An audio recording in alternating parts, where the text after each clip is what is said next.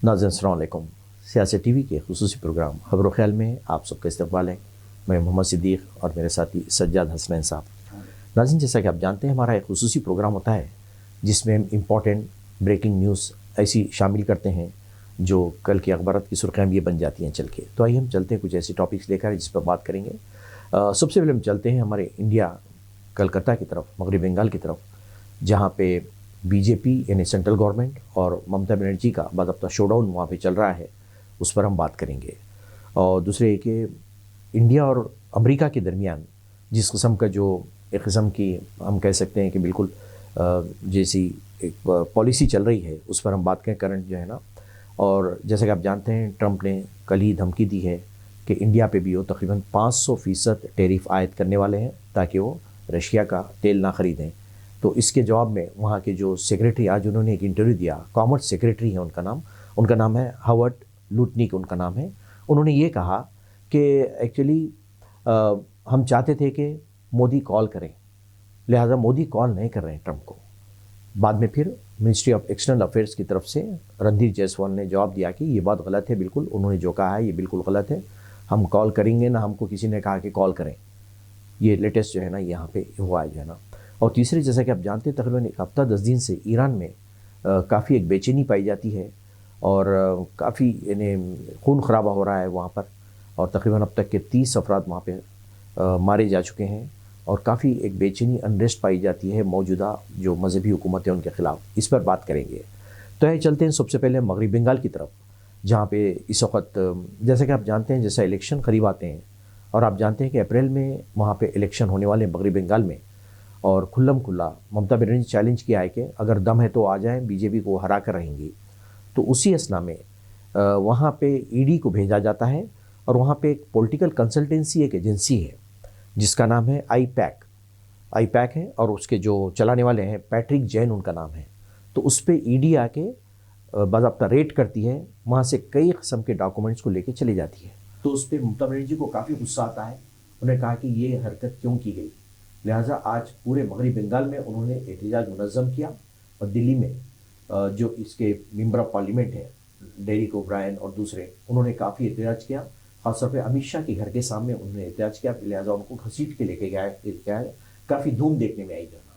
और उन्होंने मतलब कि खुल्लम खुल्ला कहा है कि ये जो है ना कि ये गुंडागर्दी नहीं चलेगी, ईडी को हम यूज़ करेंगे हमारे खिलाफ। ईडी है, इलेक्शन कमीशन, कभी एसआईआर के नाम पे सता रहे हैं, कभी ईडी को भेजा जा रहा है। तो ये इस बात की निशानी है कि तुम लोग हारने वाले हैं, लिहाजा सताया जाए। तो इस पर काफ़ी हंगामा मचा रहा, ले दे चलती रही। सारे बंगाल में जो है ना इसकी धूम होती रही और सारे उनके जो टीएमसी के रुकने पार्लियामेंट है, असेंबली के मेंबर्स है, सारे मिनिस्टर्स है, सब ने इसमें हिस्सा लिया और काफ़ी जो है ना हंगामा मचा गया जो है ना। तो सज्जाद साहब, जैसा कि आप जानते हैं, ये तो पुरानी रिवायत है, ईडी को भेज देना, कभी इनकम टैक्स को भेज देना, इलेक्शन कमीशन को जो है ना किसी तरीके से सताना।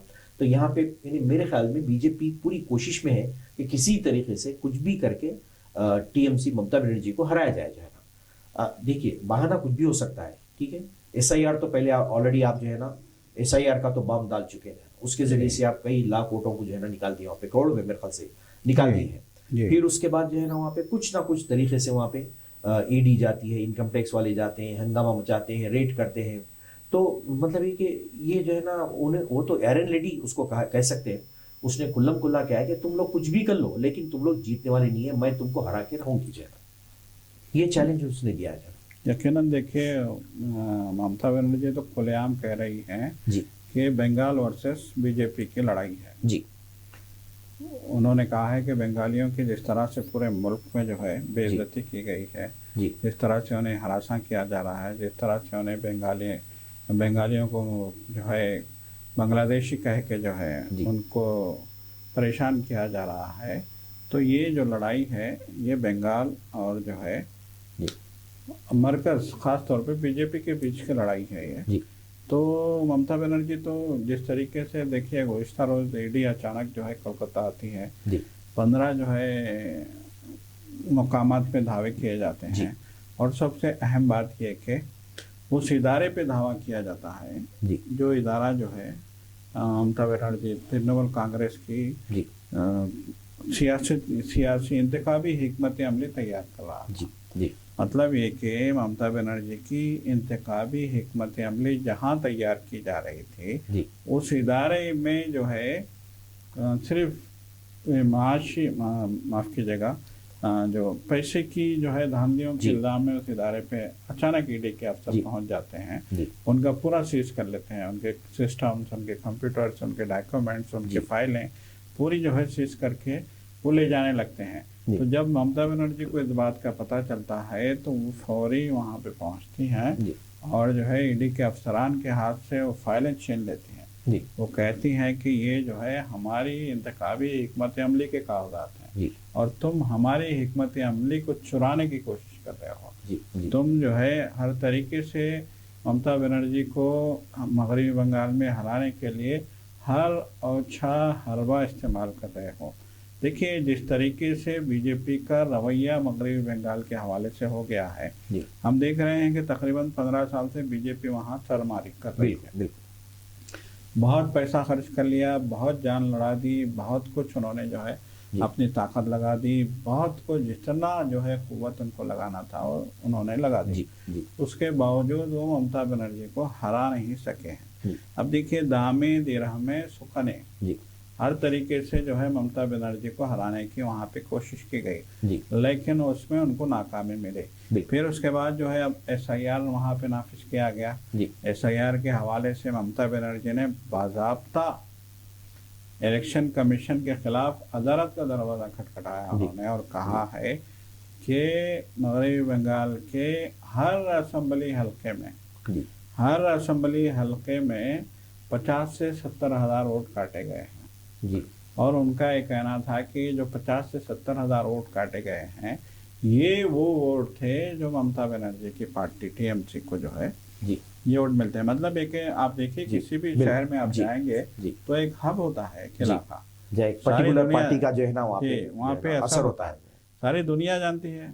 आप हैदराबाद में आइए, हैदराबाद के पुराने शहर के इलाके जो है मजलिस इत्तेहादुल मुस्लिमीन के जो है गढ़ है, बिल्कुल यहाँ पे जो है हमेशा मजलिस जीतती है। हल्के चार मीनार जो है मजलिस का गढ़ है, हल्के चार मीनार, यहाँ से जो है मजलिस जीतती है और कारवान से मजलिस। बहरहाल जो है बोलने का मतलब ये है कि जिस तरीके से किसी भी पार्टी के कुछ पॉकेट्स होते हैं जहाँ पे उसकी मुस्तकिल जो है उसका असर होता है, लोग जो है उसके साथ चलते हैं, उसी तरीके से मगरबी बंगाल के तृणमूल कांग्रेस के जो पॉकेट्स थे वहाँ पे जो है बाज़ाब्ता एक प्लानिंग के तहत वोट काटे गए, ये ममता बनर्जी का कहना है। तो उस सिलसिले में उन्होंने बाज़ाब्ता इलेक्शन कमीशन को, चीफ इलेक्शन कमिश्नर को मकतूब भी लिखा। इनके MPs वहाँ गए थे चीफ इलेक्शन कमिश्नर से मुलाकात के लिए और उन्होंने बाज़ाब्ता एक मकतूब हवाले किया और कहा कि ये SIR के नाम पे जो धांधली हो रही है, जो साजिश हो रही है, वो नाकाबिले बर्दाश्त है। उसके बावजूद जो है वोट काटे गए मगरबी बंगाल में। और फिर अब उसके बाद जो है जिस तरीके से ईडी के अचानक धावे होते हैं वहाँ पे, ये और मेरे ख्याल से ये कोर्ट को भी गई, मेरे ख्याल से SIR के खिलाफ जो है ना कोर्ट को भी जा चुकी है, तो मेरे ख्याल से हियरिंग भी चल रही है। बिल्कुल, अदालत में ज़ेर समाअत है वो मसला जो SIR के मामले पे जो गई हैं। देखिए, कमाल ये है कि उन्होंने पूरे दावों के साथ, पूरे सबूतों के साथ जो है अदालत का दरवाज़ा खटखटाया है। तो बहरहाल जो है वो भी मामला ज़ेर दौरान है।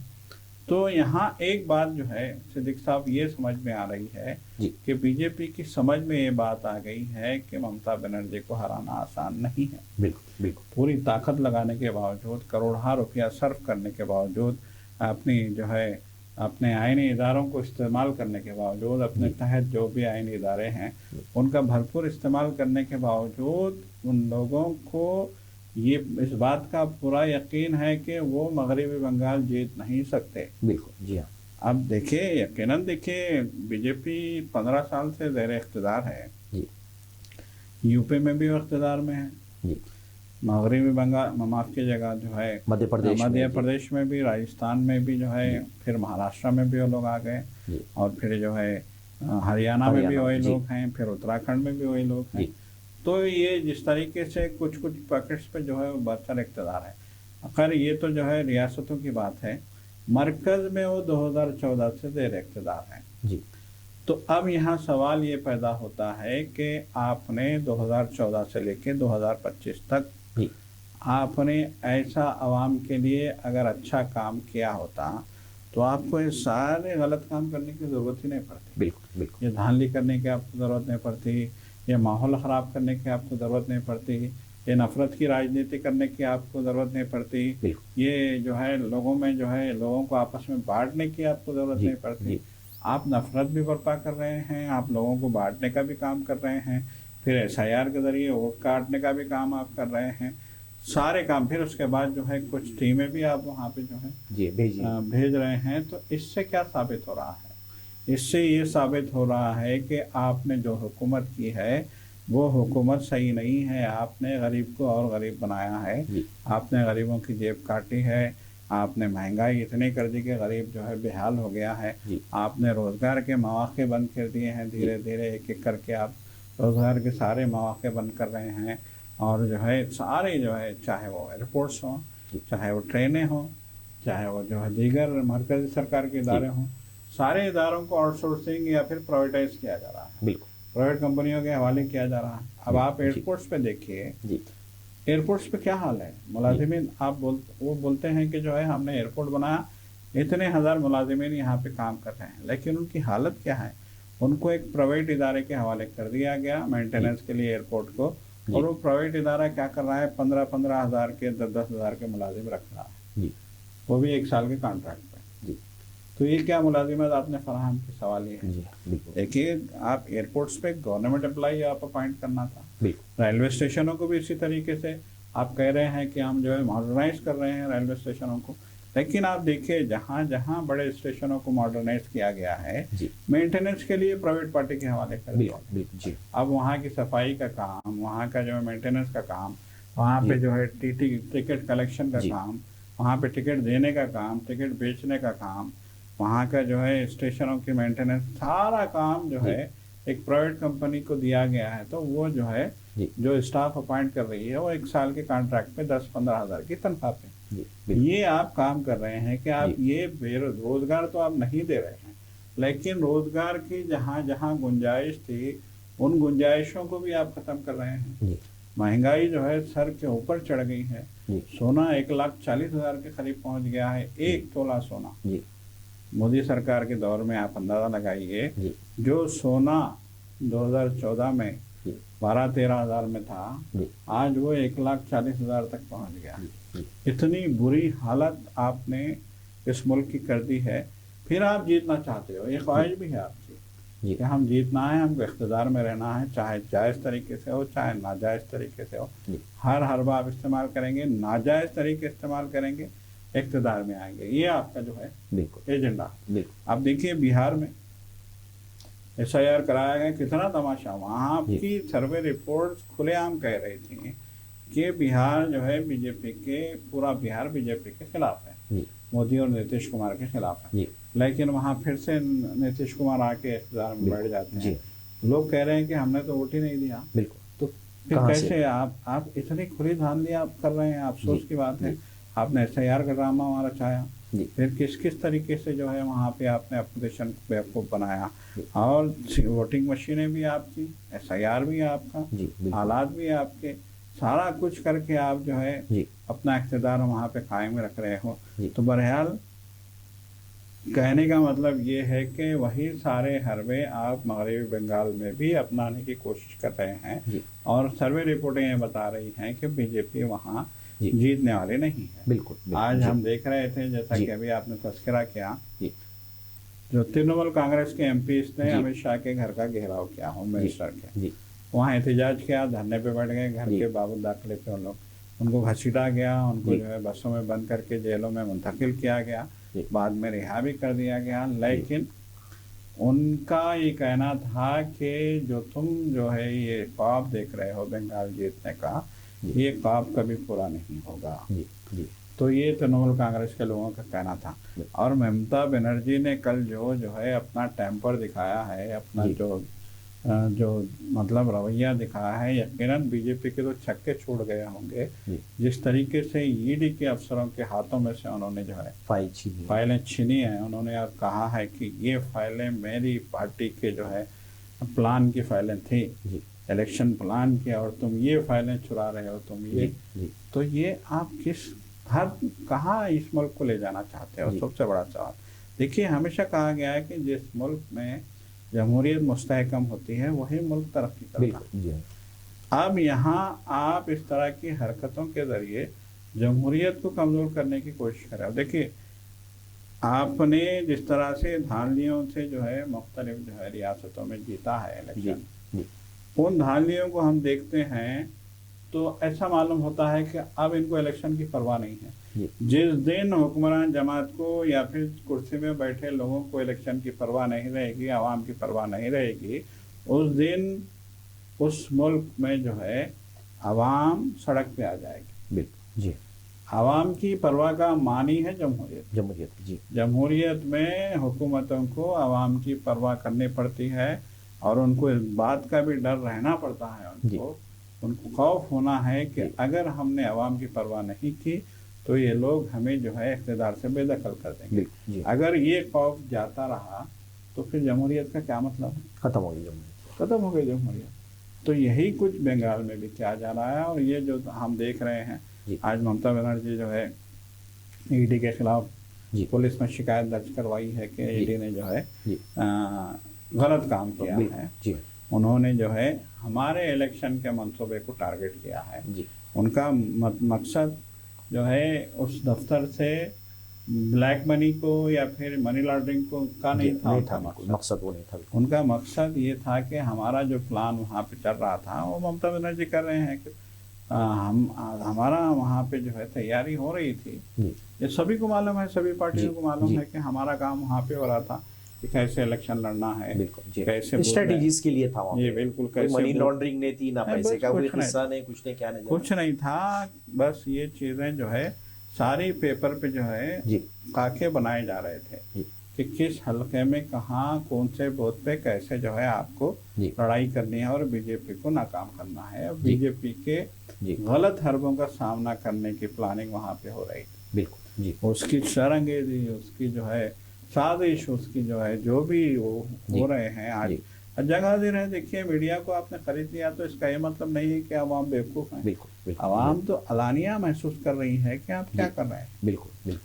लोगों के दिलों में आपने नफरत पैदा कर दी है। इतना मतलब आप घटिया जो है हरकतें आपकी हो रही हैं, इतनी घटिया हरकतें हैं कि लोग खुद कह रहे हैं कि जो हो रहा है गलत हो रहा है। आप यकीनन चुनिंदा कुछ अपने जो है मीडिया इदारों को आप जो है कुछ पैसे फेंक के उनको खरीद लिया होगा, कुछ उनके आगे हड्डियां फेंक दी होंगी, या फिर आपके आईटी सेल काम कर रहे होंगे सोशल मीडिया पे आपकी तारीफ में जो है ज़मीन आसमान के करावे मिलाने के लिए आपने पाल रखे होंगे। आप ये तो पहले से कहा जा रहा है कि हर शहर में इन्होंने 10-20 लोग जो है हायर कर रखे हैं सोशल मीडिया पे झूठी जो है खबरें चलाने के लिए, झूठे कमेंट्स करने के लिए, झूठे जो है वो डालने के लिए। पूरी मिशनरी काम कर रही है। बिल्कुल मिशनरी। तो ये सब कुछ आपने किया होगा, लेकिन ये सब कुछ करके आप आवाम का दिल जीत नहीं सकते। आवाम का दिल जीतने के लिए आवाम के साथ हमदर्दी करनी पड़ती है, आवाम के साथ जो है उनका भरोसा जीतना पड़ता है। के काम करिए ना, आवाम खुद ब खुद आवाम जो है ना आपको वोट देंगे। आप राहत तक का काम करते हैं आप, तो आवाम आपके साथ हो। बिल्कुल जो है ना, आपने कोई राहत का काम नहीं किया, गरीब को जो है कुचल के रख दिया। राहुल गांधी का आज बयान देखिए, साफ तौर पे उन्होंने लिखा है कि मोदी सरकार जो है गरीबों को कुचलने का, कमजोर तबकात को तबाह ताराज करने का काम कर रही है। कि बाज़ाब्ता राहुल गांधी ने तहरीर में ये सोशल मीडिया पे ये जो है बीजेपी के ताल्लुक से कमेंट पास किया है उन्होंने।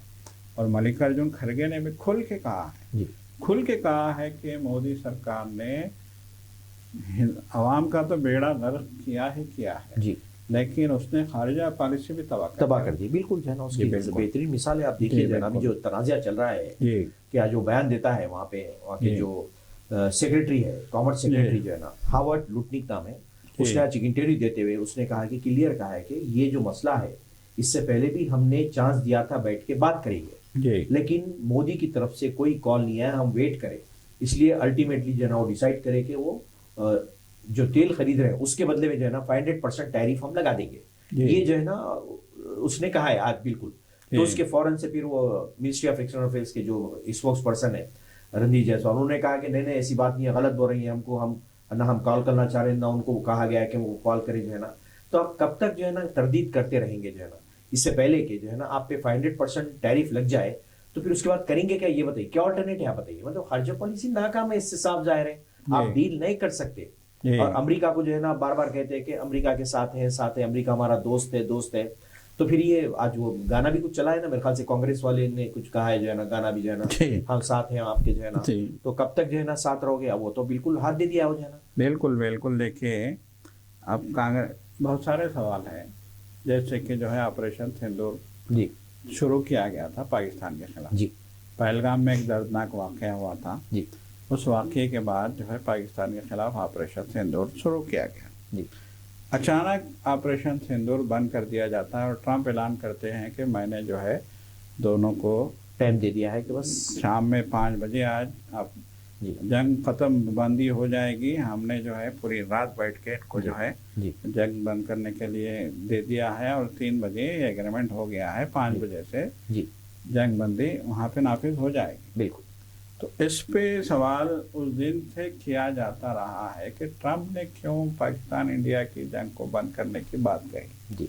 ट्रंप कौन होता है, अमेरिका कौन होता है हमारे मामलात में मुदाखलत करने वाला, और जंग क्यों बंद की गई। जब ट्रंप ने कहा 3 बजे के आसपास, दोपहर में 3 बजे के आसपास कि 5 बजे से जंग बंद, तो बंद क्यों की गई।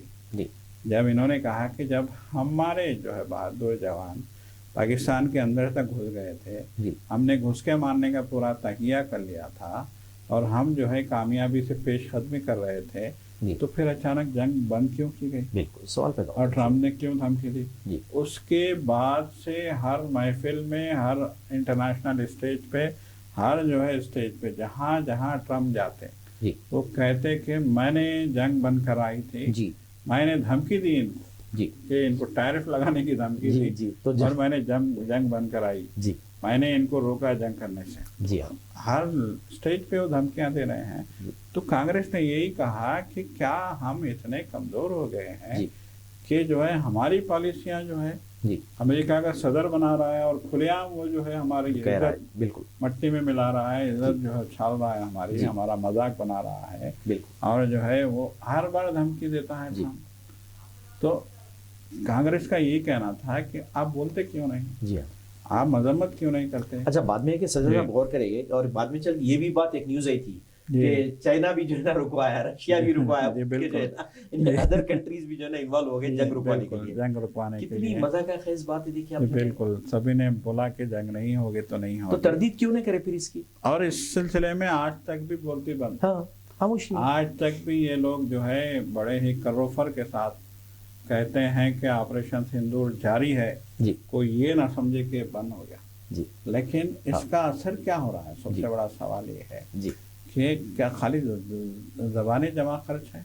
आपकी इतनी ताकत होनी चाहिए थी कि किसी की हिम्मत नहीं होनी चाहिए थे कि मैली आंख से इंडिया की तरफ देखे। इतना बड़ा मुल्क हमारा, इतनी बड़ी ताकत, इतनी बड़ी फौज, इतनी जो है तरक्की हमारी, महज चंद लोगों की पॉलिसियों की वजह से हम जो है क्या दलील वक़ार होंगे पूरी दुनिया में, बदनामी हुई महज चंद लोगों की वजह से क्या हमारे जो है मुल्क की जो है साख मुतासिर होगी। बिल्कुल, सबसे बड़ा मसला है ये। और सबसे बड़ा मसला ये गवर्नमेंट में भी आ रहा है मसला कि आखिर क्यों जो है इस तरीके से ट्रंप जो है धमकी देते हैं। जैसा कि अभी आपने कहा, ट्रंप ने कहा कि 1 बूंद तेल का एक कतरा भी अगर तुम लोगे रूस से तो हम तुम पे 500% टैक्स लायद कर देंगे, टैरिफ।